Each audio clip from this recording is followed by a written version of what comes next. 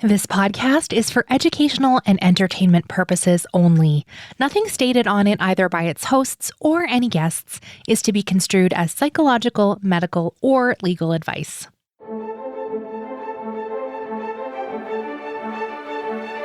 You are listening to Adoptees On, the podcast where adoptees discuss the adoption experience. I'm Haley Radke. Today, we are talking about the Flourish Experience. You're going to hear from multiple people who participated in a year-long group focused in on adoptee community through writing and sharing together weekly. I hope what you hear is that connecting deeply with other adopted people is possible. So many of them share that by being vulnerable, they've been able to truly be seen by their peers, and for some, that's brought a measure of healing. There have been many different lessons learned through their year together, and I am honored to get to share some of those with you today. For the majority of the show, you're going to hear from Catie Samantha Peck and Michelle Hinton, with multiple other authors chiming in with their thoughts throughout. The members of the 2021 Flourish group hope this book will guide and inspire you to find your own Flourish family. The authors of the book have decided to do two amazingly generous things with the proceeds of the book and the artwork created for the book as well.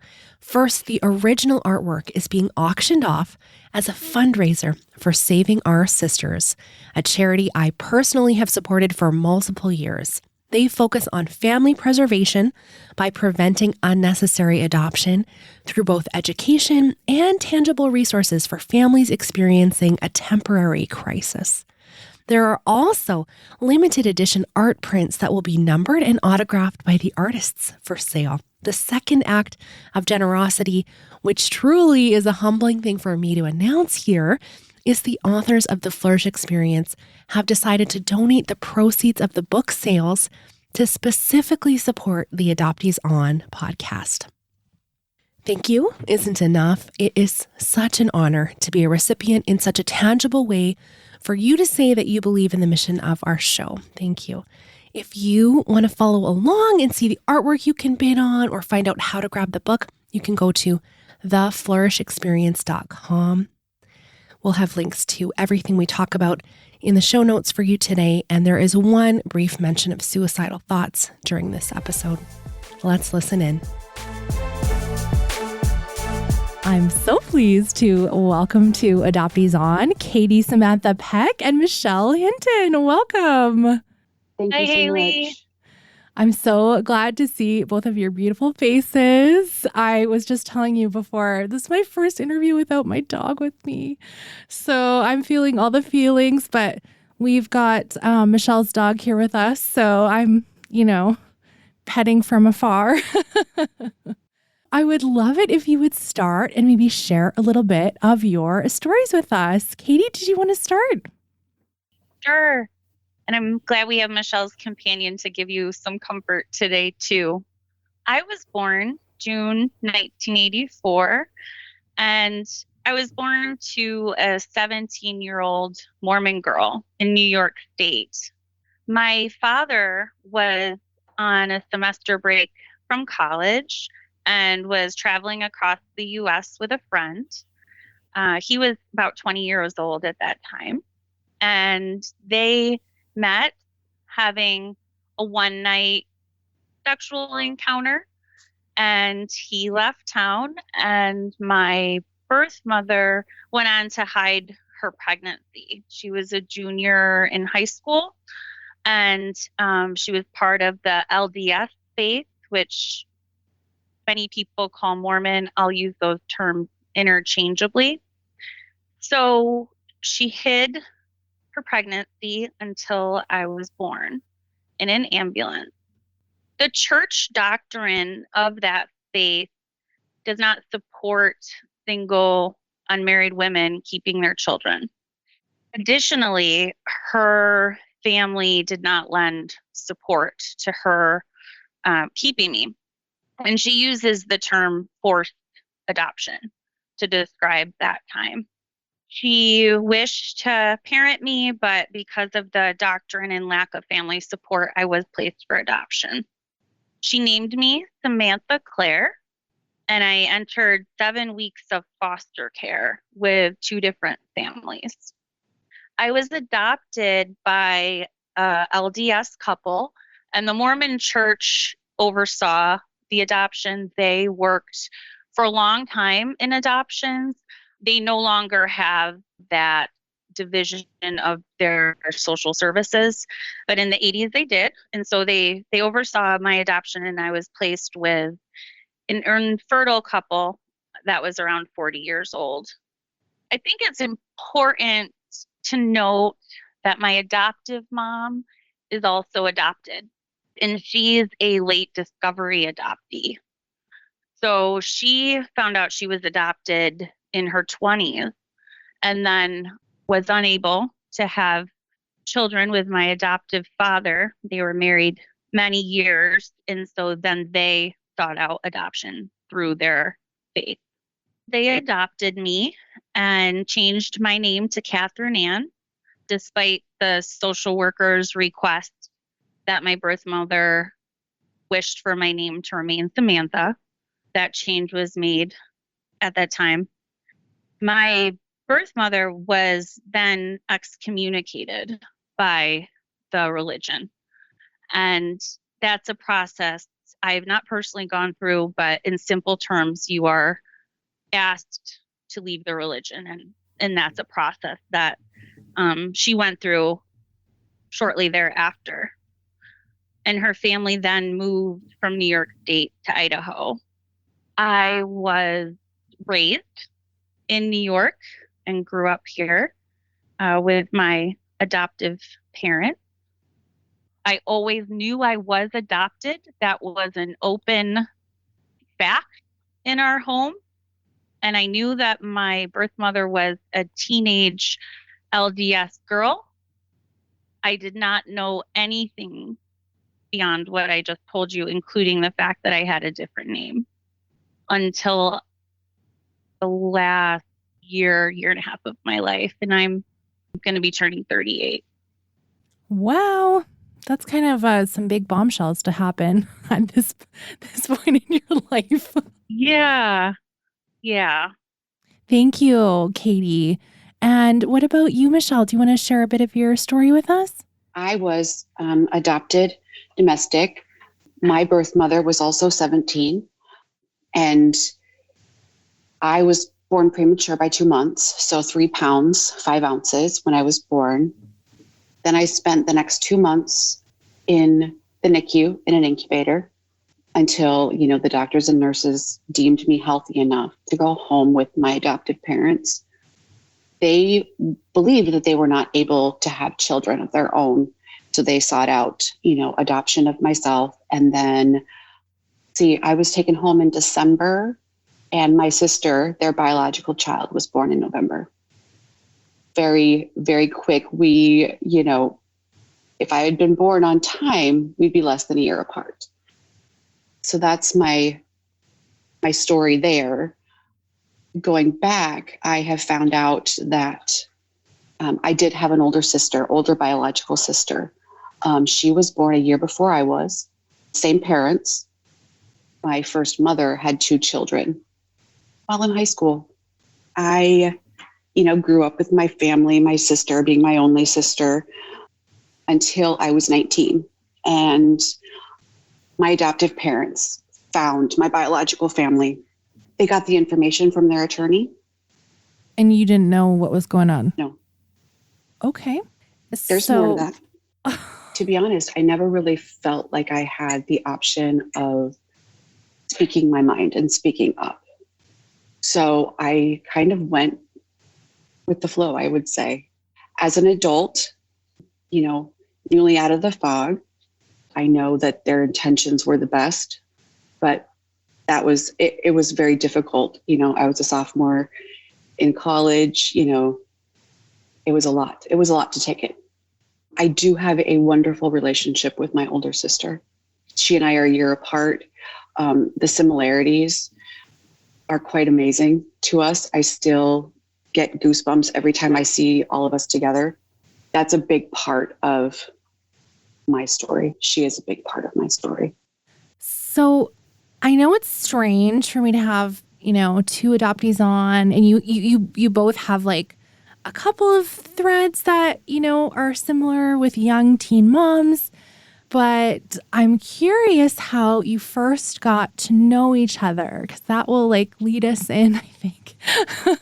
Or perhaps maybe you just met each other at the beginning of your time. I don't even know. So I'm curious about that. Catie, do you want to talk about that? After a lot of years of not touching my adoption, looking at it or exploring it, I went to school and got a degree in social work, and then my master's degree in social work. And I did a thesis on the mental health of adopted adults. And I was this little 21-year-old, Really? bright-eyed. Yeah. And I knew that my adoptive mom was not okay because of her adoption. And I didn't fully understand why. I also knew I was not okay because of my adoption, and I didn't understand why. And I went forward with an intellectual kind of approach, like, I'm going to research this. And this is 15 years ago. So the field of trauma, the research, the understanding of adoption and relinquishment the way that we now do, there wasn't enough there. And I was really young. And my thesis essentially proved adoptees are overrepresented in mental health settings. Small, simple paper. I didn't end up going on to get it published, but I shared that happened when I was 22, because then I went back in this dormant kind of place of, what am I going to do with this? What am I going to do next? And the answer was nothing, until my state of New York changed its law. And when New York changed its law around adoptees' ability to access their records, which I believe it was signed into law end of 2019, and then beginning of 2020 was when I became aware of it. That occurred right around the same time that I had a 23andMe match with a half sister. And those two events are a major pivot point in my story. I was 35. Those things happened really close together. And I said, not only do you have to look at this, it's a quest. It's going to be, this is what we're doing next as a person. Here's what you're going to do, Catie. And that led me to how I met Michelle. I needed community to go forth. I found a therapist, and I found books. I found materials. I found your podcast. I found so much virtual or community that was informal. That's the word I want. Informal adoptee community. But I needed something a bit more intimate. And that's when I found out about the retreat that Ann Heffron and Pam Cordano were putting together out in California. I intended to attend, and the pandemic said, nope, no one's attending. Yes, and it ruined so many plans. So there was no retreat in California for me, but I was intent to find a community. And they moved their offerings online virtually and started a group called Flourish, which was offered over Zoom. And that was when Michelle and I met for the first time, was taking part in a online group of adoptees. We're across the country from one another, and that's where our friendship started. And that would have been, when would that have been, Michelle? I joined in the group right before our committed group. So I joined with Ann and Pam in September of 2020. And then, our formal time, I guess, as a small group started in January of 21. And what brought you to choosing to engage in Flourish, Michelle? I think what Catie said, I have to repeat. I was looking for community. I was looking for validation. And I was kind of looking for the need to not be so alone in my feelings as an adoptee. I've always known that it has affected every aspect of my life. So as Catie said, she went into her master's degree with social work. I started my master's to get an LMFT in art therapy when I was 25. I absolutely love the program. I've always wanted to work with people that had trauma in their background, not realizing that that was also myself. And in the first year, it brought up so many different emotions that I had to step away. So I did not finish my master's. But yes, Catie and I got to get together, and we've done some little side projects together and spoken in our after hours and become good friends. So Anne Heffron and Pam Cordano have both been on Adoptees On several times, many times. And so they started the Flourish group, which met weekly over the course of a year and a bit even. And I think there was 2 groups, right? Like Sunday mornings and Wednesdays. And I actually was able to come and hop in on a couple of groups. I came to an early on one. I don't think it was quite formalized yet. So I experienced the full sort of, what it was like, the structure of the meeting. And then when you guys were wrapping up, I was able to come and just spend some time with you. And it was so interesting to me, my view of it as an outsider. But I would love for you to talk a little bit about what it was like to be with other adoptees, even in a virtual space, which I know, that's not the ideal, but like it is what it is, right? And like be with people who get it, quote unquote, and also some that, of course, you would have opposing views with. And Catie, do you want to start? What was that like for you? It was unlike anything I'd ever experienced individually or collectively, because I had never spent time around a group of adopted people. What that meant, what I experienced was belonging, because there was mirroring. There was emotional mirroring that we saw unfold. So for me, my adoptive mom, who's adopted, has passed away several years ago. I'm an only child, so I don't have adoptive siblings. I don't spend time around adoptive people in my town. When I was able to be in this space, I felt attunement. I felt there are others. I wrote a poem in our book, and there's a line in it, there are others. And what that felt like to me was my reactions to my experiences around adoption. They were not only normal, they were what my friends were experiencing or had experienced, and they had survived it. Many of them had embarked on the journey that I took on during Flourish with Reunion, and they had survived it. They had survived many, many things, and they were incredible, emotionally intelligent people. They spoke my language. Hi, this is Carrie. At first, Flourish was scary for me. I went in with the only expectation that I would learn more about myself. There were 25 people in the group, most I didn't know. This was a large group for me, as I am most comfortable in smaller settings. I trusted Pam and Anne, as I had been to their retreats previously. They delivered a safe environment every Wednesday night for me to share the things that I have never spoken about. The Flourish experience taught me how to trust myself more, improved my confidence, and learned that when something happens that is uncomfortable, I can speak my mind.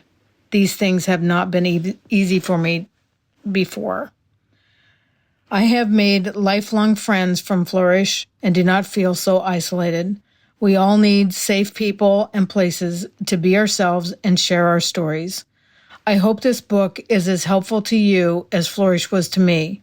You are not alone. I want to thank Haley, Anne, and Pam for providing these spaces for adoptees and their continued work in our community. Thank you. My name is Cheryl, and I'm writing as Gloria Jean. As adoptees, we grow up without any mirroring, which is so very important. Spending a year listening to other adoptees honestly share their innermost thoughts helped not just me, but all of us to experience true emotional mirroring for the very first time. I'm so grateful for this experience and for the vulnerability of people who started out as total strangers, but who are now my friends for life. I would do anything for any of them. They're like my family. While I started out the year feeling lost and lonely, I finished happier than I've ever been in years. If it wasn't for the emotional mirroring, I don't think I ever would have started taking better care of my emotional and mental health, and even my physical health. I started seeing a therapist to deal with adoption trauma and CPTSD. I was introduced to the life-changing 5 Rhythms dance, which has become a now near daily practice. I've become certified in neurographic drawing. Hey, I even joined a bowling team. I've joined a gym, and I'm even thinking of taking yoga again. Most of all, I have this amazing group of friends. We truly understand and love each other. Life isn't perfect, but for the first time in many years, I can say I'm happy with myself and really happy with life. I hope you'll read this book and use what you learn to find your own group of adoptees. You won't regret it. It has been mind-blowing, going back through my notes from a whole year of Flourish classes and dissecting how the learnings that I gained intersected with my life over the last year. One of my greatest realizations as a result of being in Flourish was that my involvement in the worldwide adoption community is far deeper and greater than any adoption organisation that I may work for. I will always be doing this work in one way or another for the rest of my life. Partly as a result of Flourish, I had developed a mantra early in 2021, choose people who choose you.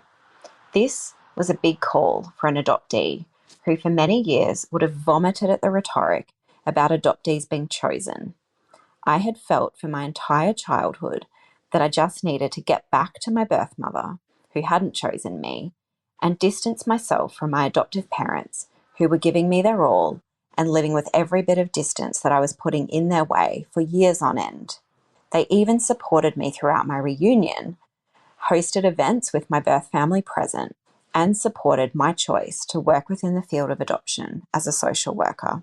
I realize now that they did choose me in a very real and authentic sense through these acts of support. About halfway through the year, the Flourish group started referring to one another as our Flourish family. Pam and Anne had outlined at the beginning of the year that Flourish is a family where you don't have to forsake parts of yourself in order to belong to the group.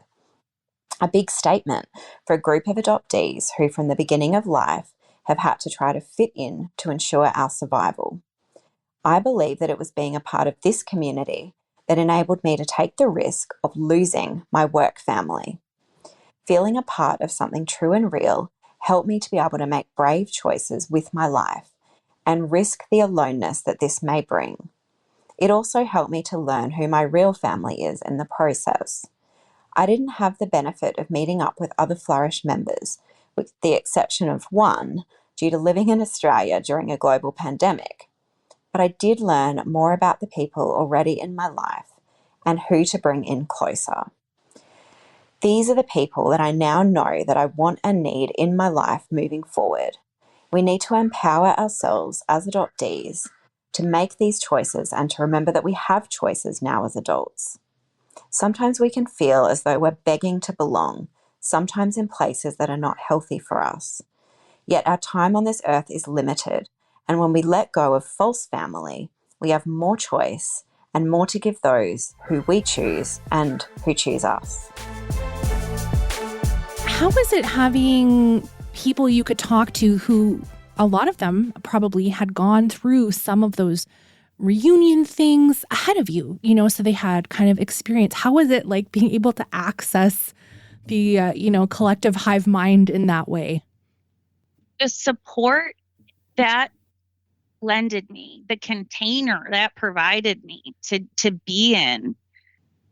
I said many times, I don't know how adoptees do any of these things. And by these things, I'm referring to ordering birth documents, if able, working with a search angel, writing letters to biological family.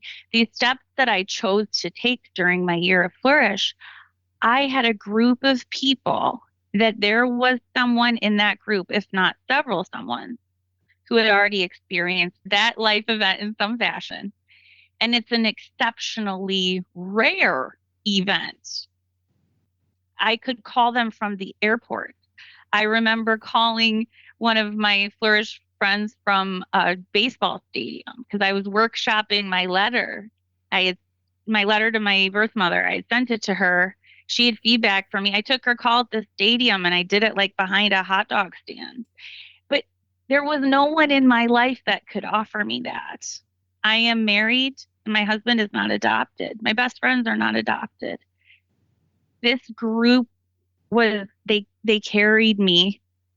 They helped carry me through these big things. Thank God for Ann Heffron and Pam Cordano. It was the beauty and power of their friendship that spawned the idea that became Flourish. In the Flourish experience, I found hope, I found healing, and I found lifelong friendships that I am eternally grateful for.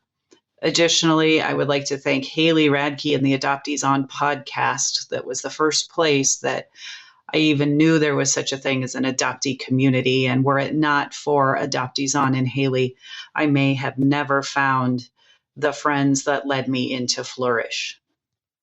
This is Katie Kennedy, and I am going to read the last paragraph of the piece that I wrote for the Flourish book.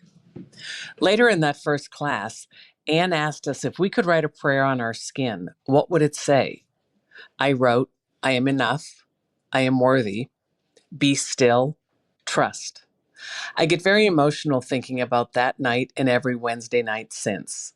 1 year later, I would write the same prayer on my skin and add a prayer to include other adoptees who, like myself, have buried their grief and emotions.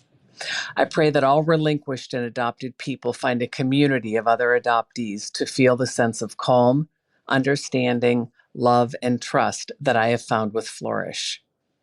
I now have a community of people who understand, who nod their heads when I speak of things others can't fathom.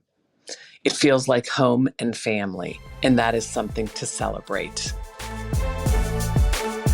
Showing up, first of all, to show up, I really put myself out there. A year and a half ago, I was quite agoraphobic due to PTSD. So I wanted to attend a retreat so badly, but the fact that leaving my own home was so hard.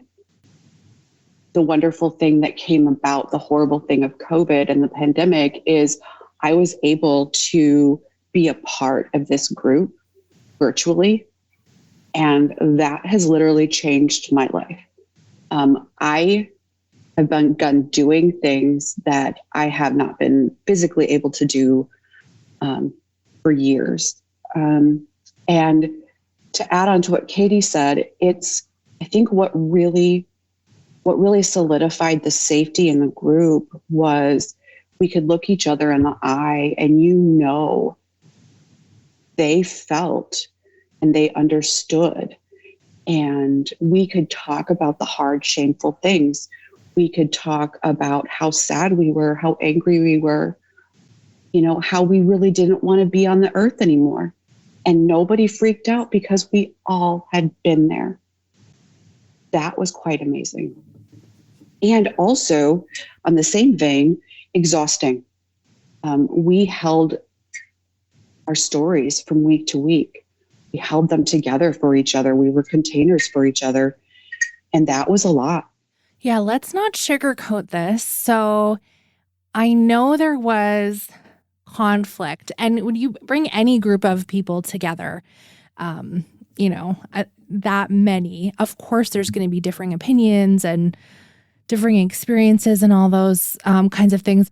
We brought together, 25 people weekly basis who had all been through trauma, especially the abandonment and the relinquishment trauma.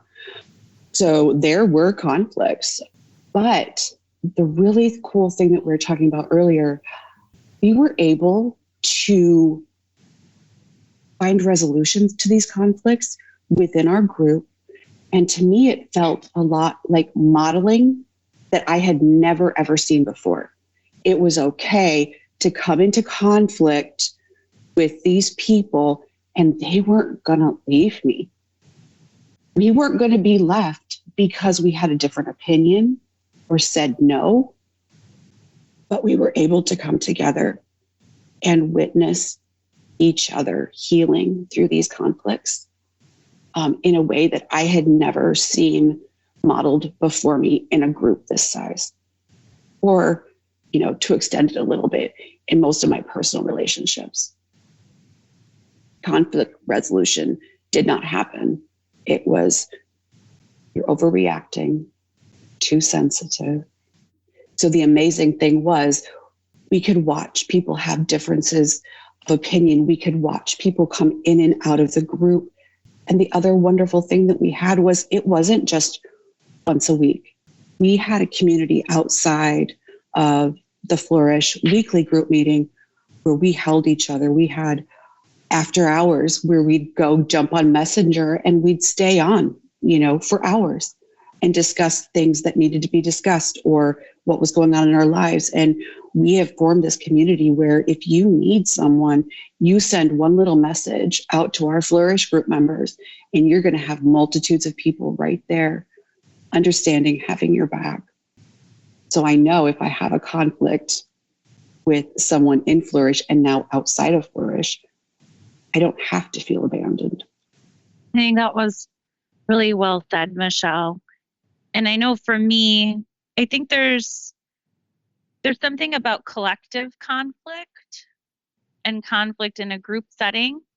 If you ever run groups or you understand group dynamics, there's these phases. And in any relationship, in any intimate relationship, and I think based on the content and vulnerability of Flourish, I feel very comfortable calling those intimate relationships. The conflict can be the glue. The rupture, repair, resolution, if that's done in a respectful way, that can be a building block. And so I think our group going through challenges or difficult conversations is part of why we are still a functioning, supportive group of people, 18 months later. There's something huge about that. Our paid engagement with Pam and Ann ended at the end of 2021. It was a 1-year group we were all part of. And when that ended, we chose to continue informally without a leader because we want to be in community together. And that says a lot about our ability to move through any conflict, I think. This is Laura. I showed up to Flourish every week, not knowing what to expect. What grew out of this year was a family, a place I felt like I belonged. Flourish provided mirroring I didn't realize I needed, mirroring I could only get from other adoptees. These people who I grew to love reflected understanding and knowing without need for explanation. I walk differently in the world now, knowing I carry the strength of this group with me. We hope our testimony in the book will provide encouragement, inspiration, and guidance on your own healing journey, and possibly to finding your own Flourish family. Hi, I'm Shannon. I am a domestic late discovery adoptee, an LDA. I joined Flourish because I have long enjoyed and benefited from Anne and Pam's work, and their new and innovative plan intrigued me. My healing journey began right here at Adoptees On. From the day I found the podcast, I couldn't seem to get enough of listening to adoptee stories. After a few years of consuming adoptee content and doing healing work, Flourish seemed like a good fit for me. The weekly Flourish meetings quickly became something I looked forward to. We met every single week without fail. I could count on being in the virtual presence of at least 20 adoptees for 2 hours every week. We had healthy and authentic conversations on many topics that are so important to us adoptees. I began to feel seen and heard. My feelings were validated. Before I became involved in the adoptee community, the weight of my issues was heavy. I felt like I was broken and I carried a lot of shame. Learning that I wasn't alone and that many of us adoptees share similar issues was a key piece of my healing work. I still have all of the issues, and I'm accepting that they are here to stay. Just knowing I'm not alone seems to make the issues smaller, and it gives me strength. My life seems bigger now. The power of our community flows into all areas of my life. I encourage all adoptees to seek community.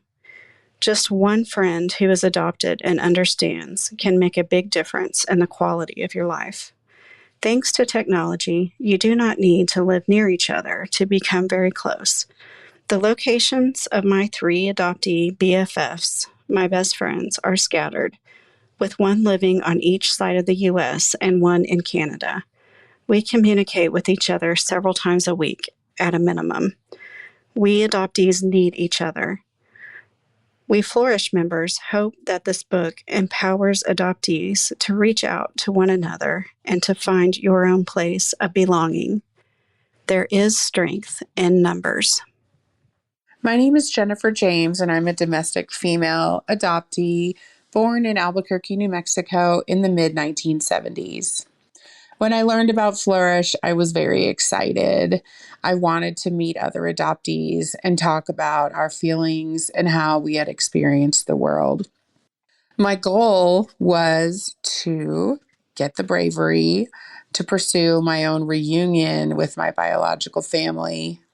I felt like there could be no better place than to find the good, the bad, and the ugly from those who had walked before me.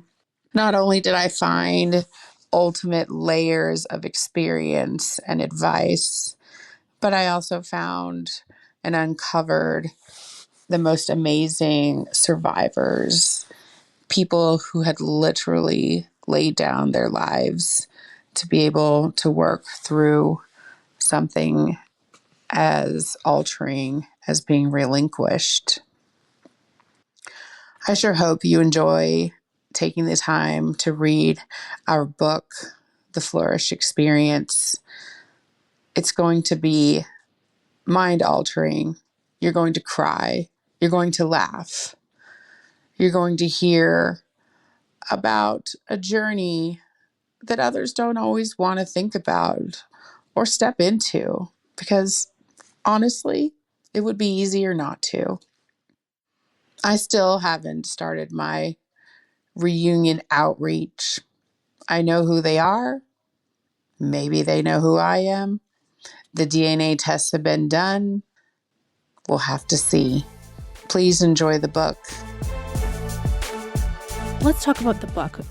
It is this really lovely collection of things that so many of you have written, different pieces. There's poetry and essays and little snippets that I'm like, oh, well, that'll be great in your memoir, And when I was reading it, I really just felt like, wow, there's so many different adoptee experiences represented.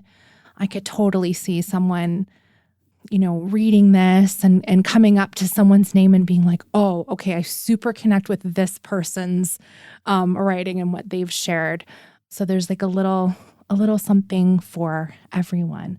Michelle, you mentioned before that you are a creative, and I know that you created something really beautiful, stunning for the front cover. Do you want to talk about that art? Yes, thank you so much. There were three of us members of Flourish. I have come to call them Flourites, whether when I'm talking about my, rather than leading into it, because I'll be like, said fluoride. Sorry, I'm dentist on the brain. Okay, Flourites. Okay. Flourites, because I would talk about these people and how much they mean to me. And it was just like, of course, you know who they are, right? They're so much a part of my life. You know who they are. There were three of us that decided that we would love to create artwork for our experience for the cover of the book.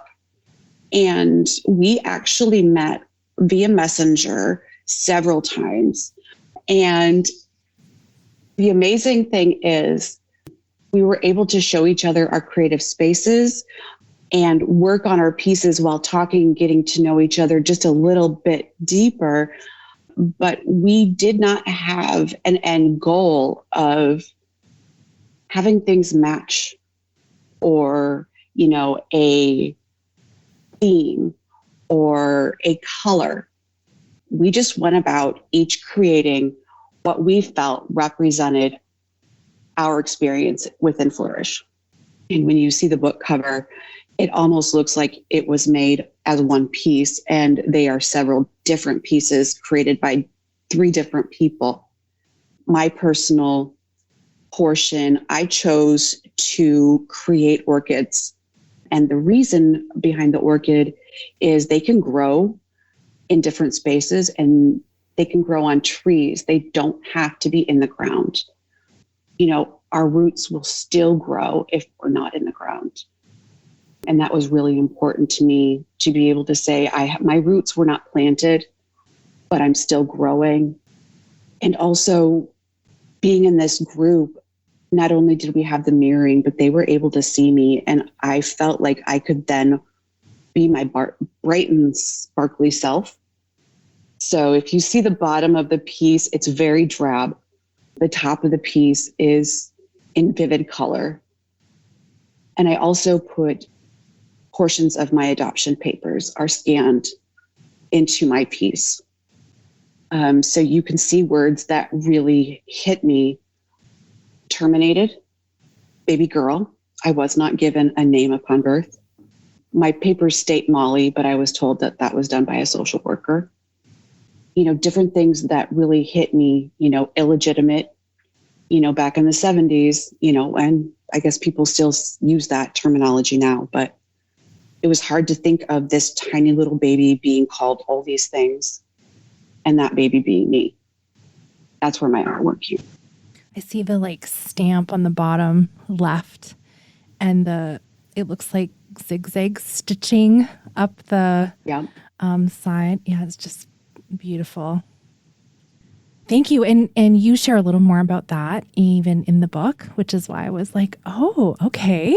The orchids, I get it. So there's a lot of symbolism there. So I hope folks will read more about that. Oh my gosh, so beautiful. Sorry, I got distracted looking at it. Catie, it's pretty, right? You get it. It's stunning. It's really, really exceptional. If I could jump in, I love that she mentioned roots planted. And I love that imagery on the cover because Michelle and I actually very early on in our friendship collaborated on a piece that's in the book, The Flourish Experience. It's under my name, and it's a piece I wrote, Green Onions, but Michelle created artwork of green onions. So we worked together. I wrote the piece. I reached out to her. She drew the onions. We talked about they grow even though their roots aren't planted. And that was an incredibly important piece of imagery for her and I. It was then went on to become something collaborative. And I believe it is the only art piece in the actual book.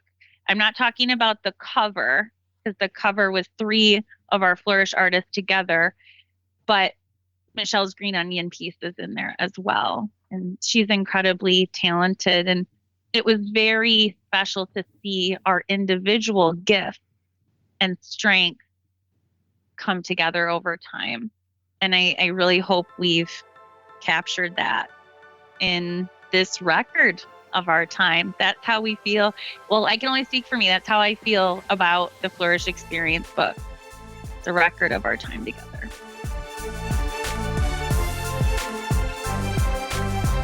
Hi, my name is Rowan.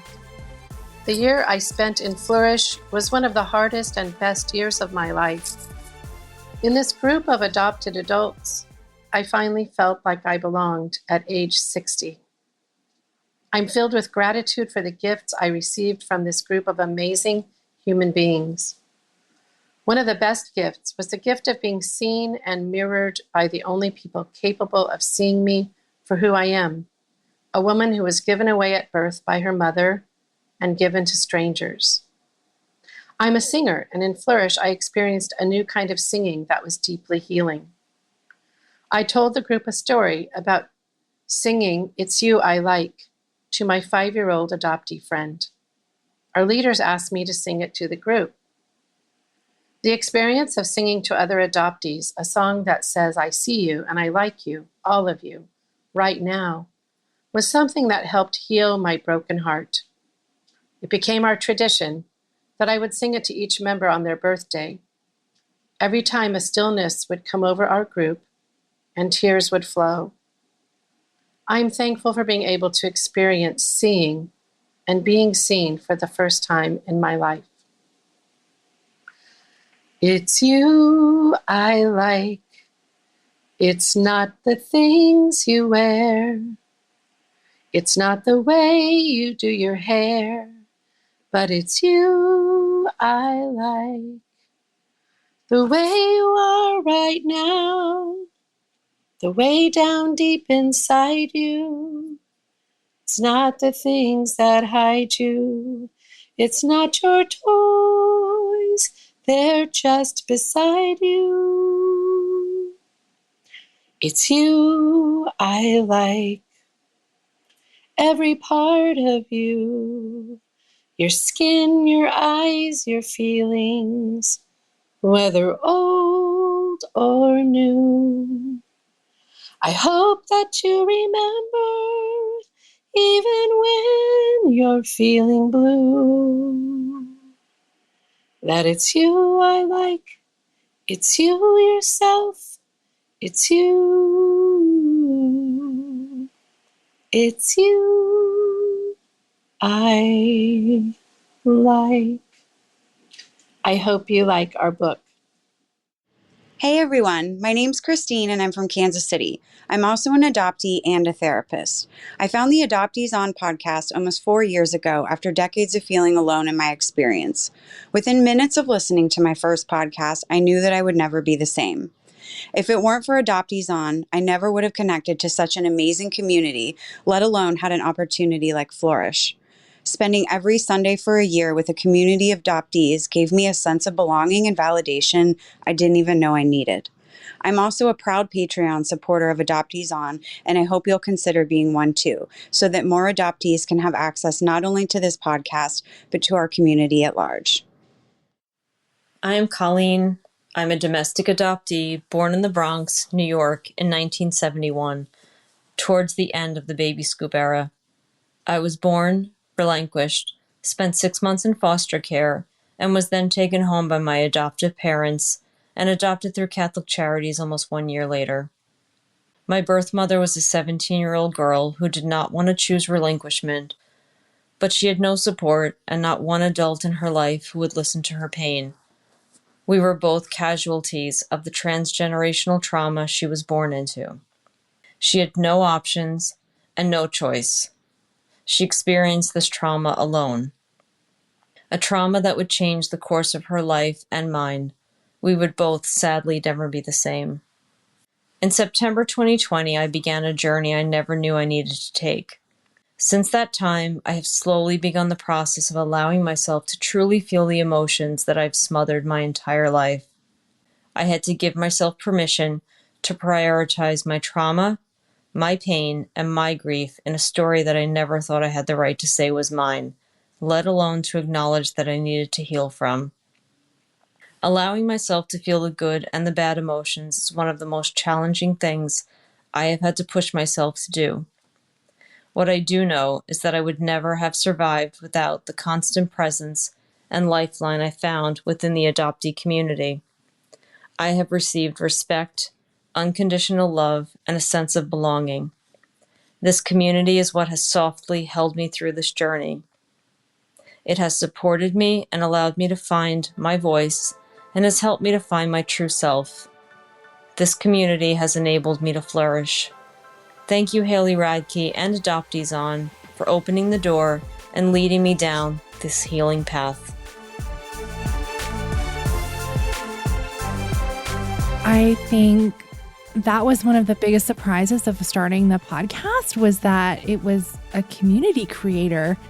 And as it's grown, I mean, I used to know everybody. I used to know, like, listeners would message me and I used to know them, and now it's grown past me, so I can't possibly email everyone back or, accept messages from everyone. And it feels like, I always feel like a disappointment because I can't personally connect one-on-one with everyone. I can't interview everyone I would like. And so to know the groups that have grown out of the show and knowing that there's other adoptees extending that community out, it's just like makes my heart like so full. And like I shared at the beginning, like I'm in this like horrible grief is horrible. And we all know it as adoptees, but like to read through and have so many people mention like, oh, I listened to the show first and then I got connected. I'm like, what? It's still a surprise to me. Like, and when I got to come to the group, when you guys were wrapping up and you shared with me that you were going to donate the proceeds of the book to the podcast, I was like really surprised and shocked. And it just meant to me like, okay, like the work that we're doing here on Adoptees On is like means something.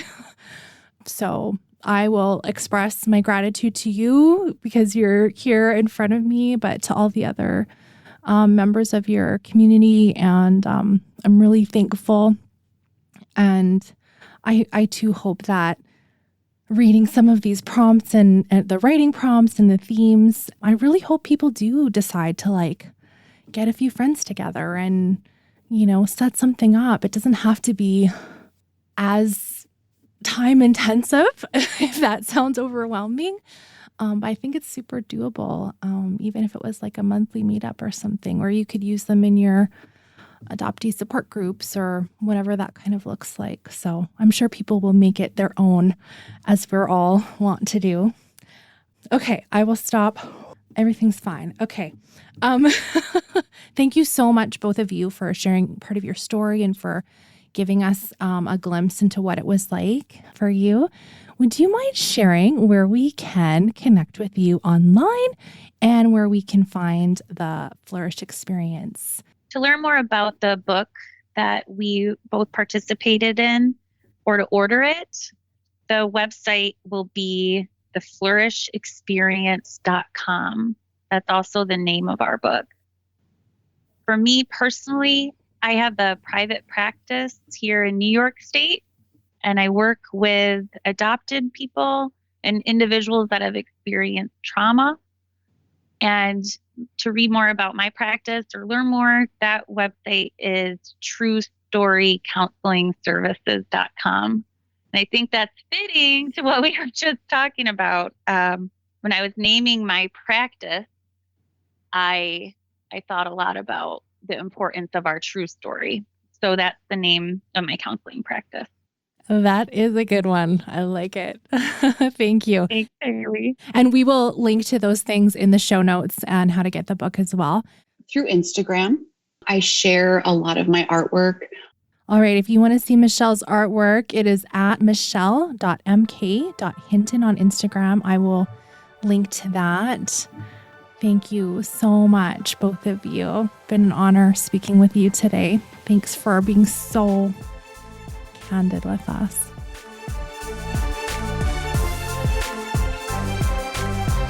think this is my third time doing a clip show with multiple voices from different adoptees. And it's just one of my favorite things to hear so many different perspectives, and looking at the Flourish experience as a whole from this many vantage points is just really interesting to me. I don't know, sometimes when I hear about things that like aren't available to me, I'm like, did you just try to sell me a whole thing and I can't even get it? Like, I can't even sign up for the Flourish Experience 2.0.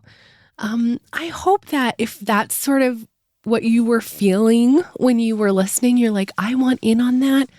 I hope you will take up their charge. And if you decide to purchase the book and use some of the ideas to build your own Flourish community, I think that the authors of this book will be so thrilled. Their one big desire is that they hope the book will guide and inspire you to find your own Flourish family, which would be created by you. So let me know if this is something that you decide to take up, or let any of the authors of the book know. I'm sure they would love to hear about your experience, and it really has made me think, how can I do this for myself? I would love to be in a community with fellow adoptees focused in on writing and healing and community. It just sounds so amazing and hard. But I don't know. It's inspiring, isn't it?